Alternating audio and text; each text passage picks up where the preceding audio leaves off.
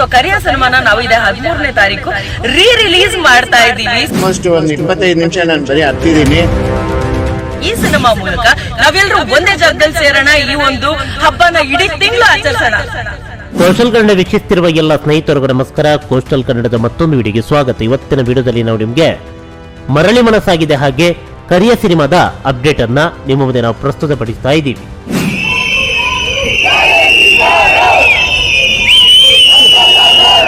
ಇದೊಂಥರ ಡಿಫ್ರೆಂಟ್, ತುಂಬಾ ಚೆನ್ನಾಗಿದೆ. ಭಾವನೆಗಳ ಪ್ರಪಂಚದಲ್ಲಿ ಮುಳುಗಿಬಿಡ್ತಾರೆ. ಫಸ್ಟ್ ಟೈಮ್ ಈ ತರ ಒಂದು ಸ್ಟೋರಿ ನೋಡಿದ್ವಿ. 2.5 ಗಂಟೆ ಹೇಗೆ ಸಮಯ ಕಳೀತು ಅನ್ನೋದೇ ಗೊತ್ತಾಗೋದಿಲ್ಲ. ಮೊದಲಿಗೆ ಮರಳಿ ಮನಸ್ಸಾಗಿದೆ. ಈಗಾಗಲೇ ಈ ಸಿನಿಮಾದ ಪ್ರೀಮಿಯರ್ ಶೋ ರಾಜಧಾನಿ ಬೆಂಗಳೂರು, ಪುತ್ತೂರು, ಮಂಗಳೂರು ಹಾಗೆ ಉಡುಪಿಯಲ್ಲಿ ನಡೆದಿತ್ತು. ಎಲ್ಲರೂ ಕೂಡ ಯಾರೆಲ್ಲ ಈ ಸಿನಿಮಾವನ್ನ ವೀಕ್ಷಣೆ ಮಾಡಿದ್ದಾರೋ ಪ್ರತಿಯೊಬ್ಬರು ಕೂಡ ಈ ಸಿನಿಮಾದ ಬಗ್ಗೆ ಮೆಚ್ಚುಗೆಯ ಮಾತುಗಳನ್ನು ಆಡಿದ್ದಾರೆ. ಸಿನಿಮಾದ ಹೆಸರು ಕೇಳ್ತಿರ್ಬೇಕಾದ್ರೆ ಇದು ಕೇವಲ ಯೂಸ್ಗಳಿಗಷ್ಟೇ ಈ ಸಿನಿಮಾ ಇಷ್ಟ ಆಗುತ್ತೆ, ಬೇರೆ ಯಾರಿಗೆ ಇಷ್ಟ ಆಗಲ್ಲ ಅಂತ ಅನ್ಕೊಂಡ್ರೆ ಅದು ನಿಮ್ಮ ತಪ್ಪು ಕಲ್ಪನೆ. ಯಾಕಂತ ಹೇಳಿದ್ರೆ ಈ ಸಿನಿಮಾದ ಪ್ರೀಮಿಯರ್ಗೆ ಬಂದಂಥವರು ಫ್ಯಾಮಿಲಿ ಆಡಿಯನ್ಸ್.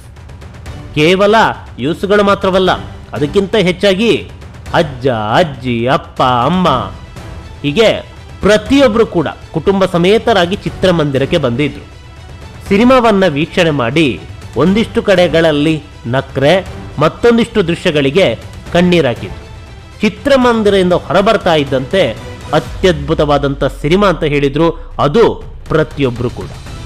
ಕನ್ನಡದಲ್ಲಿ ಈ ತರ ಮೂವಿ ಬಂದಿರೋದು ವೆರಿ ರೇರ್. ಮೂವಿ ತಗೊಂಡಿರೋ ಸಬ್ಜೆಕ್ಟ್ ತುಂಬಾ ಚೆನ್ನಾಗಿದೆ. ಆಲ್ಮೋಸ್ಟ್ ಒಂದು 25 ನಿಮಿಷ ನಾನು ಬರೀ ಹತ್ತಿದ್ದೀನಿ. ಸಂಸಾರ ಸಮೇತವಾದ ಮಾತಾಡ್ತೀನಿ. ಸಿನಿಮಾದ ಬಗ್ಗೆ ಸಿಕ್ಕಾಪಟ್ಟೆ ಪಾಸಿಟಿವ್ ರಿವ್ಯೂ ಇದೆ. ಒಂದಿಷ್ಟು ಸ್ನೇಹಿತರಲ್ಲಿ ಈ ಸಿನಿಮಾದ ಬಗ್ಗೆ ವಿಚಾರಣೆ ಮಾಡಿದಾಗ ಸಿನಿಮಾದ ಬಗ್ಗೆ ದಿ ಬೆಸ್ಟ್ ಸಿನಿಮಾ ಅಂತ ಹೇಳಿದ್ದಾರೆ.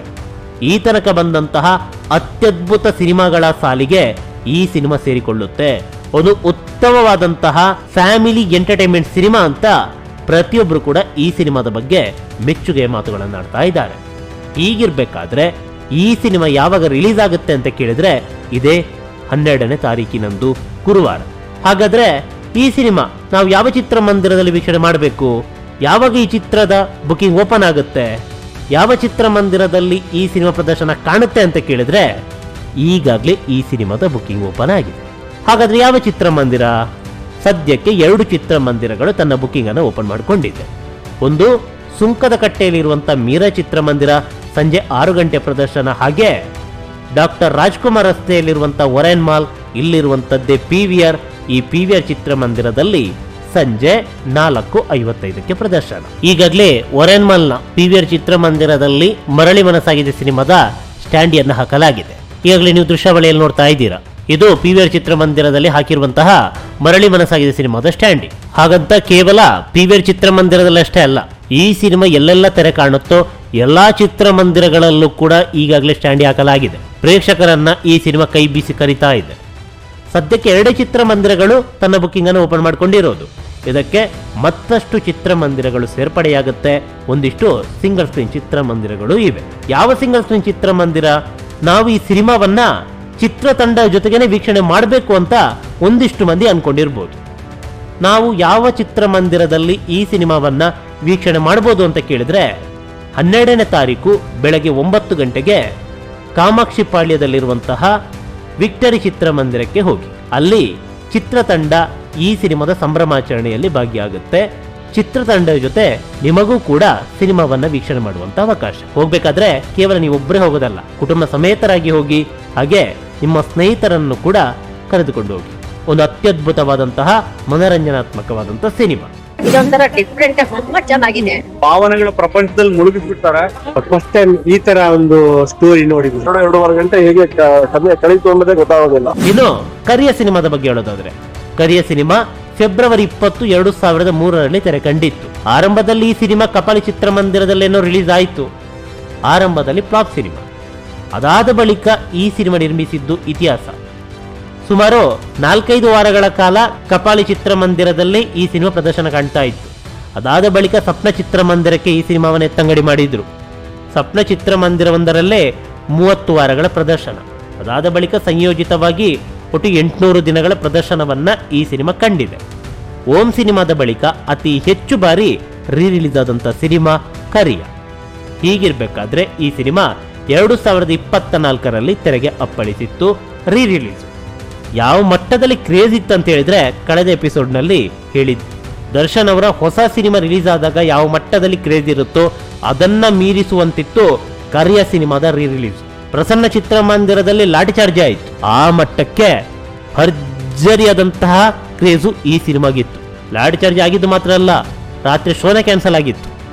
ಇದೀಗ ಈ ಸಿನಿಮಾ ಮತ್ತೊಮ್ಮೆ ದರ್ಶನ್ ಅವರ ಹುಟ್ಟುಹಬ್ಬದ ಪ್ರಯುಕ್ತ ರಿಲೀಸ್ ಆಗ್ತಾ ಇದೆ.